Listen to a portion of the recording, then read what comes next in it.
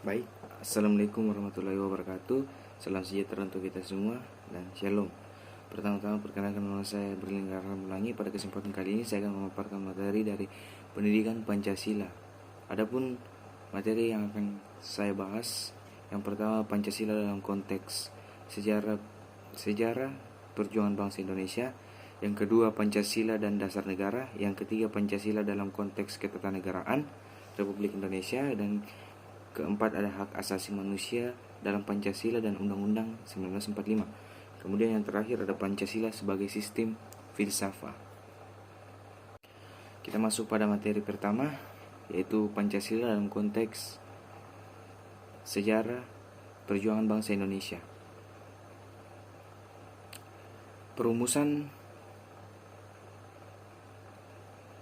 atau dirumuskannya Pancasila dalam sejarah bangsa Indonesia pada zaman penjajahan Jepang oleh Badan Penyidik Usaha dan Persiapan Kemerdekaan NKRI.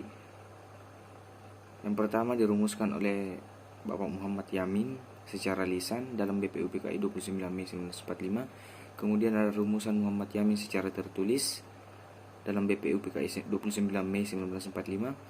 Kemudian ada rumusan Profesor Soepomo dalam BPUPKI 31 Mei 1945. Dan ada pun rumusan Insinyur Soekarno dalam BPUPKI 1 Juni 1945. Kemudian rumusan Panitia 9 Piagam Jakarta dalam BPUPKI 22 Juni 1945. Kemudian ada pun rumusan pembukaan Undang-Undang 1945, rumusan dalam pembukaan Konstitusi RIS 1949. Kemudian ada rumusan dalam pembukaan Undang-Undang Dasar 1950. Kemudian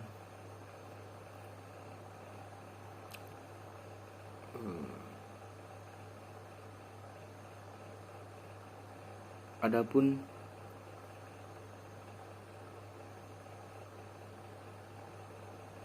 yang dikemukakan.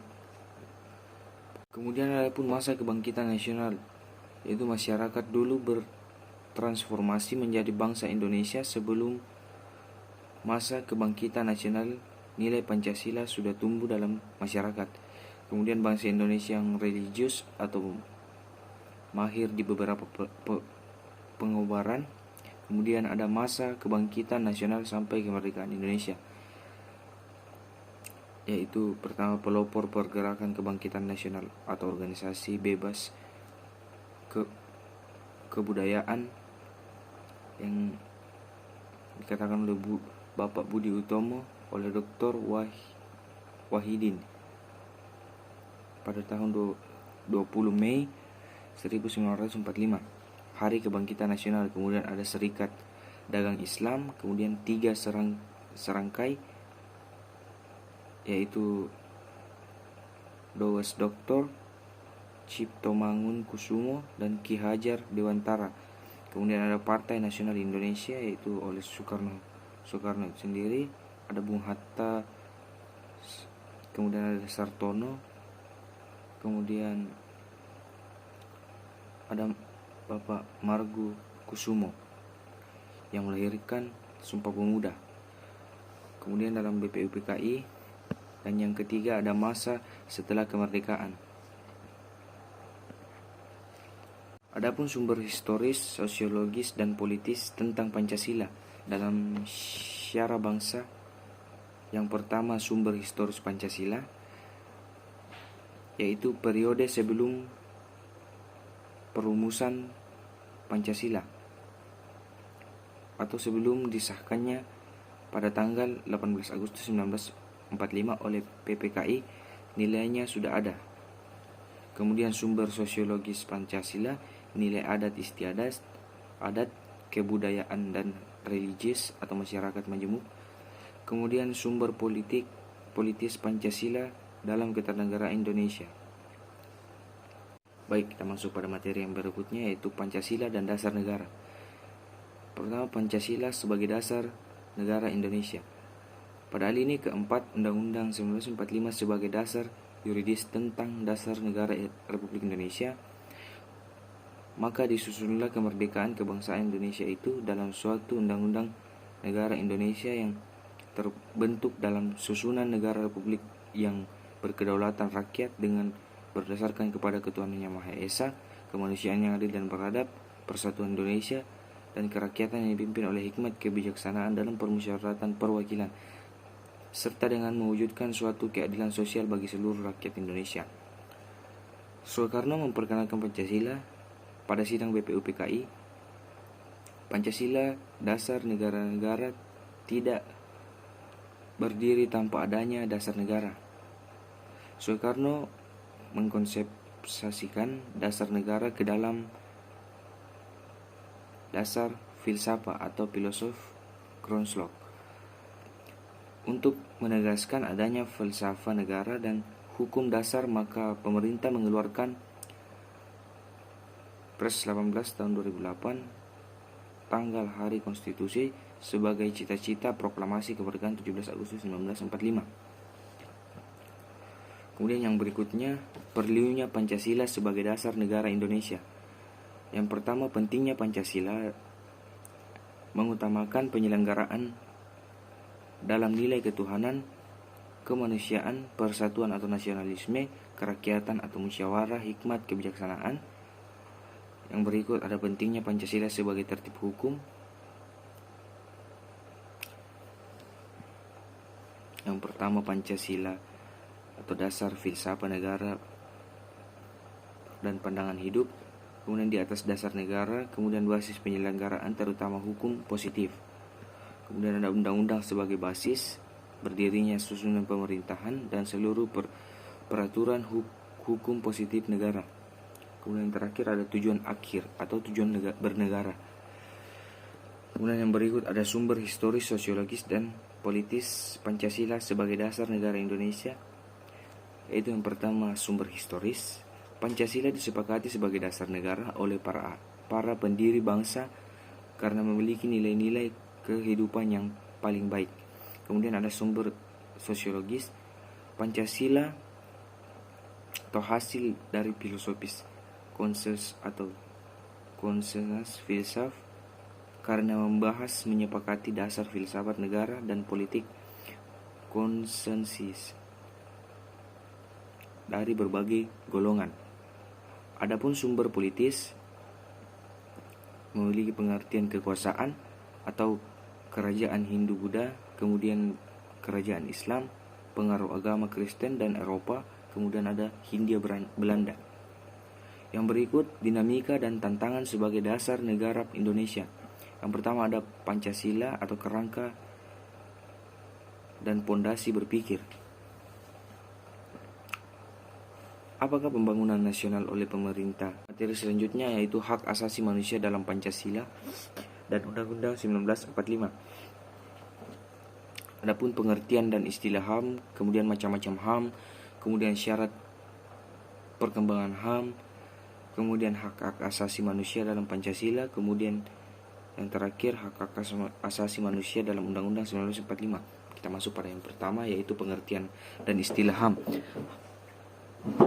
HAM tidak dapat dipisahkan dengan pandangan filosofi tentang manusia yang membelakanginya. Kemudian materi yang terakhir yaitu Pancasila sebagai sistem filsafat. Ada 3 pokok pembahasan, yaitu pertama pengertian filsafat, kemudian rumusan kesatuan sila-sila Pancasila sebagai suatu sistem, kemudian yang ketiga itu kesatuan sila-sila Pancasila sebagai suatu sistem filsafat. Yang pertama yaitu pengertian filsafat. Pancasila sebagai filsafat didasarkan atas pendapat ahli. Yang pertama, Muhammad Yamin pada tahun 1962, Pancasila tersusun dalam harmonis dalam suatu sistem filsafat. Kemudian Zurmaini Yusuf pada tahun 1985, alasan Pancasila dikatakan sebagai suatu filsafat mempunyai sebab atau asal mula kebebasannya. Adapun Pancasila secara etimologis dari bahasa Yunani atau plein yang berarti cinta, dan sophos yang berarti kebijaksanaan. Kemudian ada filsafat dibagi menjadi dua macam, yaitu pertama filsafat sebagai produk yang mencakup pengertian, filsafat sebagai jenis pengaturan ilmu, konsep pemikiran dari pikiran filsuf zaman dahulu yang terdiri dari beberapa aliran. Yang pertama rasionalisme, kemudian ada materialisme, kemudian pragmatis, kemudian yang terakhir pragmatis. Kemudian ada pun filsafat sebagai suatu jenis problem atau sebagai aktivis berfilsafat. Kemudian yang kedua itu filsafat atau suatu proses dan aktivis yang berfilsafat. Dalam proses pemecahan suatu permasalahan yang menggunakan suatu cara dan metode tertentu yang sesuai objeknya. Cabang-cabang filsafat yang pokok. Yang pertama itu metafisika atau membahas tentang hal-hal yang bereksistensi di balik fisik yang meliput bidang ontologi, kosmologi, dan antropologi. Kemudian ada pun epistemologi yang berkaitan dengan persoalan hakikat pengetahuan. Kemudian metodologi yang berkaitan dengan persoalan hakikat dalam ilmu pengetahuan. Kemudian ada logika berkaitan dengan persoalan filsafat berpikir, yaitu rumus dan dalil berpikir yang benar. Kemudian yang kelima ada estetika berkaitan persoalan hakikat keindahan sebagai dasar aliran-aliran dalam filsafat.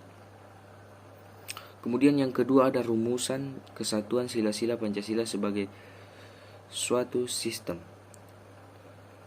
Kesatuan atau bagian-bagian yang saling berhubungan, kemudian ada saling bekerja sama untuk sesuatu tujuan tertentu, kemudian secara keseluruhan merupakan kesatuan yang utuh. Adapun susunan kesatuan Pancasila bersifat organis. Yang pertama organis karena terdiri dari 5 sila yang masing-masing merupakan suatu asas peradaban. Kemudian ada organis karena tiap sila tidak bisa berdiri sendiri. Kemudian ada organis karena mencakup hakikat manusia yang monopluralis. Kemudian ada pun susunan Pancasila bersifat hierarkis dan piramidal.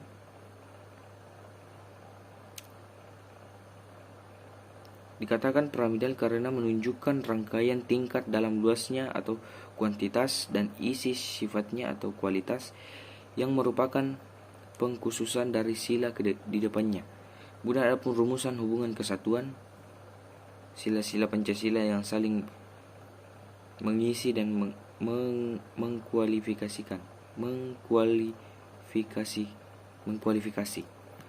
Contoh sila kelima, keadilan sosial bagi seluruh rakyat Indonesia yang berketuhanan, berkemanusiaan, berkesatuan, dan berkerakyatan. Kemudian yang berikut adapun kesatuan sila-sila Pancasila sebagai suatu sistem filsafat. Yang pertama dasar ontologis sila-sila Pancasila antropologis. Dasar ontologis Pancasila adalah manusia memiliki hakikat mutlak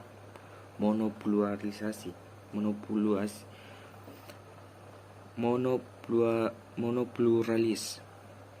Hakikat dasar indisme ini disebut sebagai dasar antropologis. Kemudian dasar filsafat negara berasal dari Pancasila atau filsafat negara, dan pendukung pokok negara yaitu rakyat atau manusia, sehingga hakikat dasar antropologis sila-sila Pancasila manusia. Kemudian yang kedua ada dasar epistemologis sila-sila Pancasila, yaitu hakikatnya dasar epistemologis tidak bisa dipisahkan dari dasar ontologisnya. Kemudian dasar aksiologis sila-sila Pancasila, yaitu sila-sila sebagai suatu sistem filsafat memiliki kesatuan aksiologis. dasar aksiologis merupakan kesatuan nilai dalam Pancasila. Kemudian Notonagor membagi 3 nilai tersebut, yaitu yang pertama nilai material, kemudian nilai vital, dan yang ketiga itu nilai kerohanian. Sekian pemaparan materi dari saya. Kurang dan lebihnya mohon dimaafkan. Assalamualaikum warahmatullahi wabarakatuh. Salam sejahtera bagi kita semua. Shalom.